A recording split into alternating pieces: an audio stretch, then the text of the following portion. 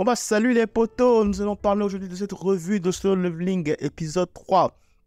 Et toujours pas de Arise, toujours pas de Éveille-toi. Alors moi en fait je pense que cette image de Solo Leveling que j'avais c'était un truc qui arrivait à l'épisode 1 ou à l'épisode 2. Mais apparemment non, ça prend beaucoup plus de temps que ça. Enfin j'espère qu'ils ne vont pas me la faire en mode voilà tu l'auras à la fin de la saison quoi, tu vois le fameux moment. Parce que là tu vois je me suis dit c'était après le donjon.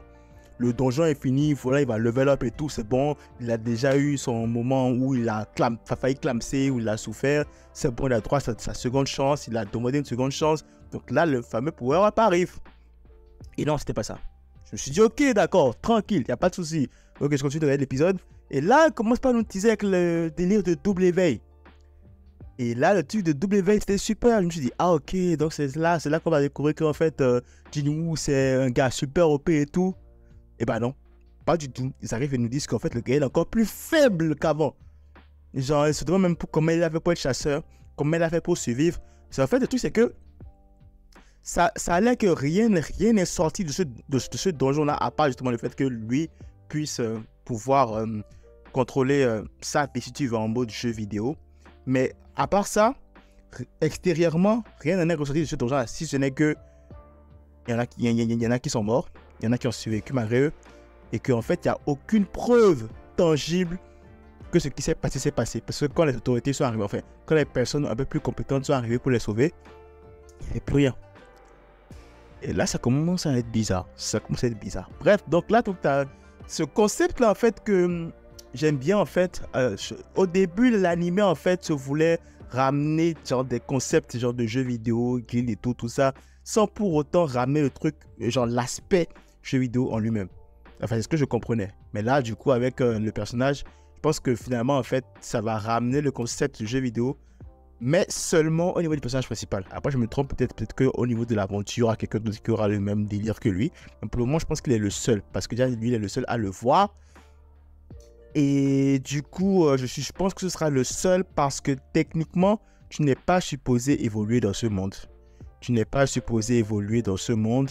Or, lui, avec la configuration qu'il a, c'est un truc comme s'il va évoluer au fil du temps. Parce que clairement, dans un jeu vidéo, tu ne restes pas stagné. Tu évolues à chaque fois. Donc, dans un monde comme ça, si le personnage principal a un truc comme ça, je pense que c'est lui seul qui l'aura. Parce que sinon, ça brise un peu les préceptes mis en place dans le monde. Comme quoi, en fait, il n'y a qu'un seul niveau que tu as à la naissance et tu l'as jusqu'à la fin de tes jours. Bref, donc il y avait une petite partie additionnelle avec les portails et tout qui sont en train de s'ouvrir. Et donc on envoie les chasseurs par-ci, par-là pour pouvoir refermer ces portails-là, tu vois. Donc ça, c'était pas si important que ça à mon avis. Mais le plus important, c'est le fait que Jinwoo commence à se familiariser un peu avec son nouveau menu de jeu vidéo là. Il y en a eu un truc intéressant, c'est qu'il y a des quêtes qu'il doit faire. Et donc il a eu une quête comme quoi, voilà, quoi, tu dois faire un peu tout le délire à la One Punch Man et tout là. Sauf que le mec, il ne l'a pas fait.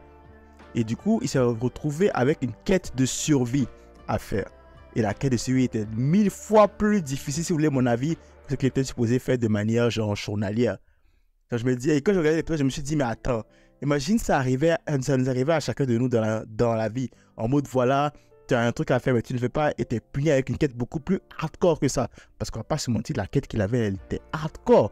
Il devait survivre pendant 4 heures. Alors, je ne sais pas si les 4 heures, c'est 4 heures, les 4 heures dans le jeu sont équivalentes aux 4 heures dans le monde réel, ou c'est vraiment juste en mode 4 heures, vas-y quoi, 4 heures dans le jeu, et puis genre 15 minutes dans le monde réel. En tout cas, bref, donc, t'as Jinwoo qui a quand même survécu, hein, bizarrement, il a survécu pendant 4 heures. Ça, c'est intéressant parce que je ne pensais pas qu'il puisse survivre pendant 4 heures. En tout cas, il a quand même réussi à survivre, et donc là, du coup, je pense qu'il a eu un petit level up. Et là, tu vois, tu commences à voir en fait le truc en mode level up parce que chaque fois qu'il réussit une quête, il a des points de compétence et il peut augmenter ses attributs. Donc là, voilà, tu vois, malgré lui, il brise un peu les préceptes qui ont été apportés dans l'anime au début. Donc lui, il est capable d'évoluer. On ne sait pas encore pourquoi. Est-ce que c'est le concept de jeu vidéo? C'est le cas. À cause de quoi le concept de jeu vidéo là est arrivé là.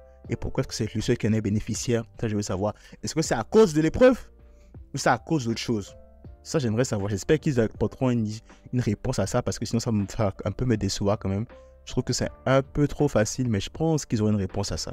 J'espère que ça sera en lien avec l'hôtel parce que sinon, je ne trouverai pas la raison pour laquelle on nous a donné un si gros massacre gore dès le début de l'anime. Parce que ce soit pour nous montrer à quel point l'anime a un ton sombre. Mais bon, donc il réussit sa quête et même, finalement il se promet de réussir toutes ses quêtes journalières. Donc du coup chaque jour il s'entraîne à la Saitama.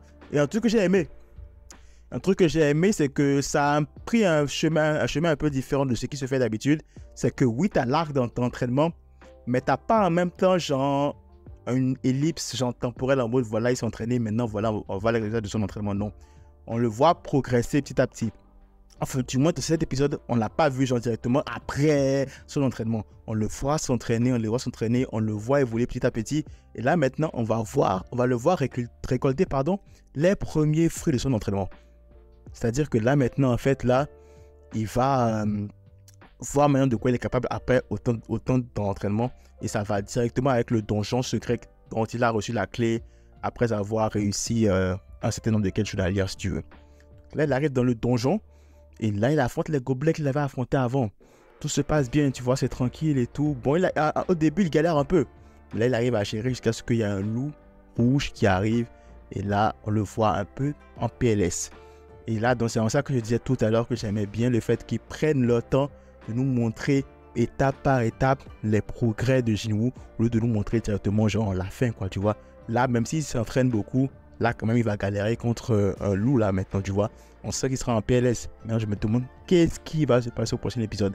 Est-ce que ce sera là, le fameux événement, ou ce sera bien après, quoi, tu vois, parce que franchement, pour le coup, moi, je m'attendais à ce que cet événement-là arrive dès le premier épisode, ou à la limite, dès le deuxième. Mais là, on en est au troisième, et puis rien de tout ça. Que ça ira bien après. Et je trouve ça intéressant. Je me dis, ok, pourquoi pas, franchement, ça pourrait être bien. Visuellement, j'ai vraiment kiffé. Visuellement, j'ai vraiment apprécié ce que j'ai vu. C'était vraiment super. C'était vraiment beau. Puis, j'ai aussi hâte de voir d'autres personnages. Je me dis, est-ce que ce sera vraiment lui seul? Je m'attends à voir quand même d'autres personnages secondaires. Bon, on ne nous a pas encore présenté tant que ça des personnages secondaires. On se focus plus sur Jinwoo, sur établir Jinwoo en tant que protagoniste de cette histoire. Ce qui n'est pas mauvais. Franchement, moi, j'ai aucun problème par rapport à ça. Et voilà, quoi. Genre, je m'attends à le voir vraiment badass, quoi. Genre, en fait, j'ai vraiment hâte de voir le Jinwoo badass qui a su les affiches Solo Leveling et tout là. Parce que moi, comment j'ai connu Solo Leveling, c'est en voyant le Jinwoo badass, quoi. Toutes les photos sur Internet, toutes les séquences sur Internet et tout, avec le Arise. Je sais même pas c'est quoi le truc en français. En tout cas, en anglais, c'était genre Arise. Donc, je m'attends à voir ça, quoi. C'est ça, moi, qui m'a hypé dans Solo Leveling. Mais en tout cas, quand même, en attendant, si je mets ça de côté, je mets cette hype personnelle-là de côté, je trouve que l'histoire elle est vraiment bonne. Elle est vraiment agréable à regarder. Et moi, je prends un plaisir à le voir à chaque fois parce que franchement, c'est ultra cool. Voilà, c'est tout ce que j'avais à dire pour cette revue de l'épisode 3 de Solo Leveling. C'était la revue principale à laquelle ça fait toujours plaisir. Si j'ai aussi dit une bêtise, n'hésitez pas à me le dire en commentaire aussi, ça ferait encore plus plaisir. Ah, si t'es pas encore aussi abonné, abonne-toi, ça fait encore plus plaisir. Comme d'habitude, max de like, max de partage. On se retrouve très pour une nouvelle vidéo. D'ici là, prenez tous soin de vos proches. C'est tout pour moi. À la prochaine.